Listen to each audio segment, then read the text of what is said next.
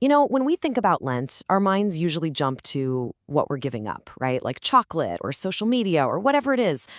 But what if this whole season is really about making one single powerful choice? That's exactly what we're going to get into today. Okay, let's really think about this for a second. Imagine if everything we're doing, everything we're thinking about during these 40 days, what if it all came down to a single make or break decision? What would that choice even be? And what would it really mean for us? Now, this idea of a huge, life-defining choice, it isn't some new age self-help thing. Nope, this is an ancient proposition, something that's been put before people for thousands of years. And honestly, it's just as relevant today as it was way back then. To get to the bottom of this, we've got to go all the way back to the book of Deuteronomy. This is where Moses, who's leading his people to a brand new future, lays out a choice that is incredibly blunt and crystal clear. It really sets the stage for a spiritual dilemma that echoes through time. And look at this, the choice couldn't be more stark. Moses lays out two very different paths. On one side, you have life and prosperity, and on the other, death and turning away. I mean, it's such a powerful picture of two completely different futures, and it all hinges on one decision. So that leads to the big question, right? What does it actually mean to choose life? That sounds great and all, but what does that look like day to day? Let's break it down. So, what's involved in this so-called path of life? Well, according to the text, it's really built on two main ideas: a conscious obedience to God and a real faithfulness, of fidelity to his ways. And the why behind this is so important. It's not about just blindly following rules.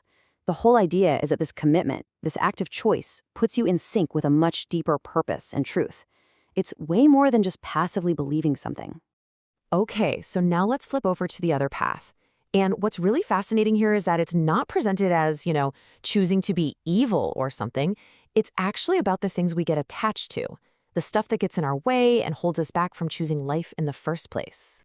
And what are these hindrances? Well, they're the things we cling to, right? The stuff that gives us comfort or makes us feel secure, whether it's possessions, habits, or even certain ways of thinking.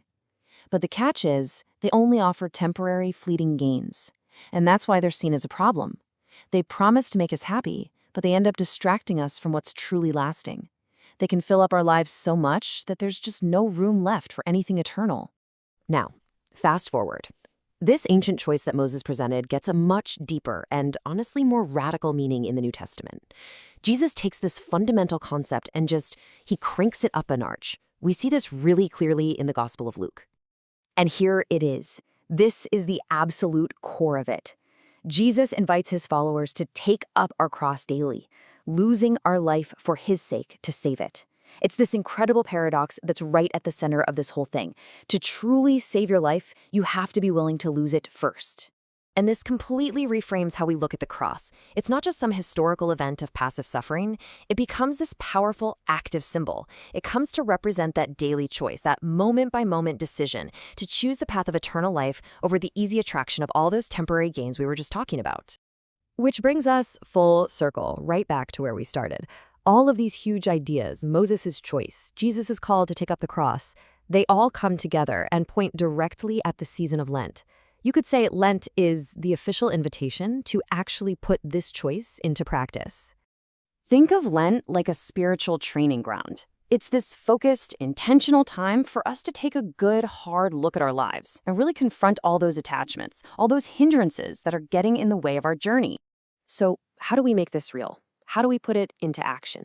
Well, you can think of it as a pretty simple three-step journey. First, you have to honestly confront the things you cling to.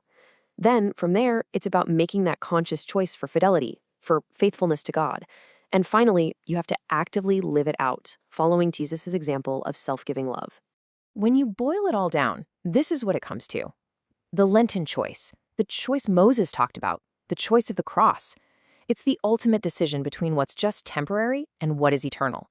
It's a choice between a short-term gain and an ultimate lasting good. And so that leaves us with this final question to really reflect on. And it's not some abstract idea. It's deeply personal. As you go through this season, what will you choose to let go of so that you can gain something infinitely more?